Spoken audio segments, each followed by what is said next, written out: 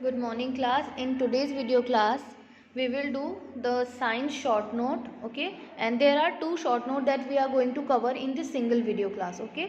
दो short note हैं जो हम इसी वीडियो क्लास में कंप्लीट करेंगे, कवर करेंगे, क्योंकि बहुत शॉर्ट है तो वीडियो बहुत शॉर्ट हो जाएगी. सो टू शॉर्ट नोट्स को हम कवर कर सकते हैं, okay. So first one is moon.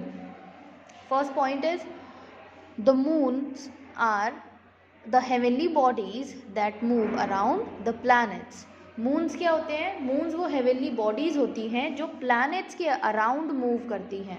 ठीक, जैसे प्लैनेट्स सन के अराउंड मूव करते हैं, ऐसे ही प्लैनेट्स के अराउंड उनके मून्स मूव करते हैं. ठीक, और हेवनली बॉडीज़ आप सभी को पता है, जितने भी स्पेस में प्लैनेट्स, मून, स्टार्स एक्सेट्रा हैं, इन सभी को हम हेवनली बॉडी बोलते हैं. ठीक,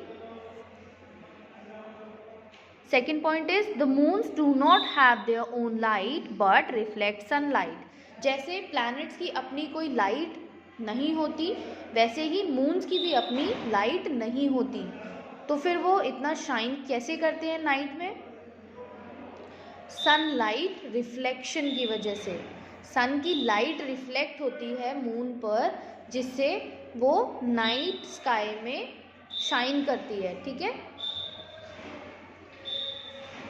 the light which is reflected by a moon is known as moon light. और वो लाइट जो नाइट स्काई में रिफ्लेक्ट करती है मून पर, उसे क्या कहते हैं? Moon light. ठीक, जो रात के समय जो मून है वो चमकता है, तो उसकी चमक को क्या बोलते हैं? Moon light. Fourth point is our earth has one moon and it is called the moon. हमारी अर्थ का एक ही मून है, जिसे क्या कहा जाता है? The moon. ठीक, Saturn has 62 moons and Jupiter has 52 moons. Earth का एक ही मून है, लेकिन सैटर्न के 62 मून्स हैं और जुपिटर के 52. कुछ प्लैनेट्स के एक ही मून है, कुछ के बहुत सारे हैं, कुछ के एक भी नहीं है. ठीक, Mercury and Venus have no moons. Mercury और वीनस ऐसे प्लैनेट्स हैं जिनके कोई मून नहीं है. तो आपसे ऐसे भी पूछा जा सकता है कि कौन से प्लैनेट के सबसे ज़्यादा मून्स हैं? So it is Saturn. ठीक है, 62 मून्स हैं. और कौन से प्लैनेट है जिसका एक ही मून है? अर्थ. कौन से प्लैनेट है जिनके मून्स ही नहीं है? Mercury and Venus. Clear? Now second short note, अर्थ.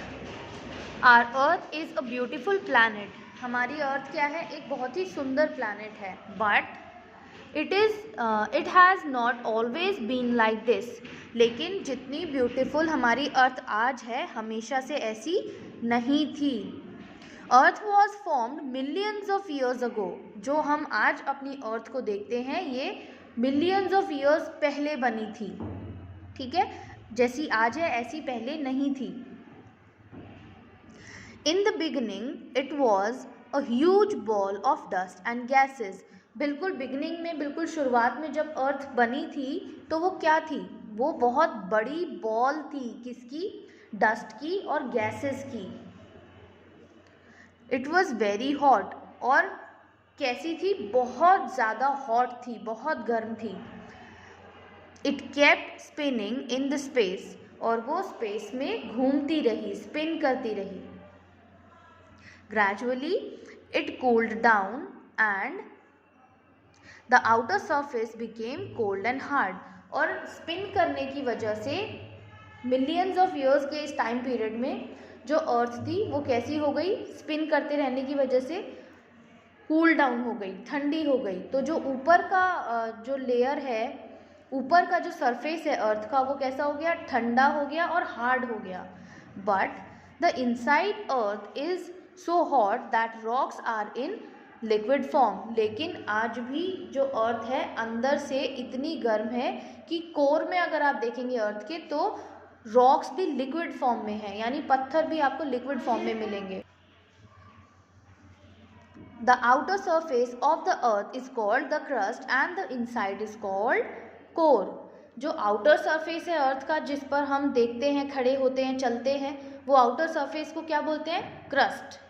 और जो कोर, जो बिल्कुल अंदर है, जो लिक्विड फॉर्म में है जहाँ पर रॉक्स भी, उसको क्या बोलते हैं, कोर।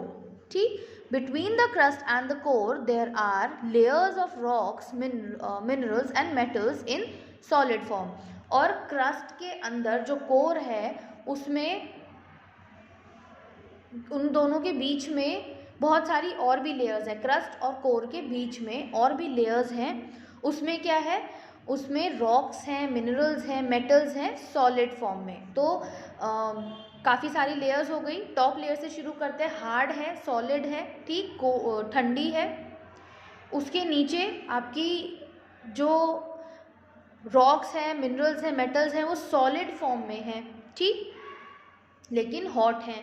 और फिर बिल्कुल अगर आप सेंटर में जाएंगे कोर में, तो वहाँ पर रॉक्स भी लिक्विड फॉर्म में हैं, ठीक।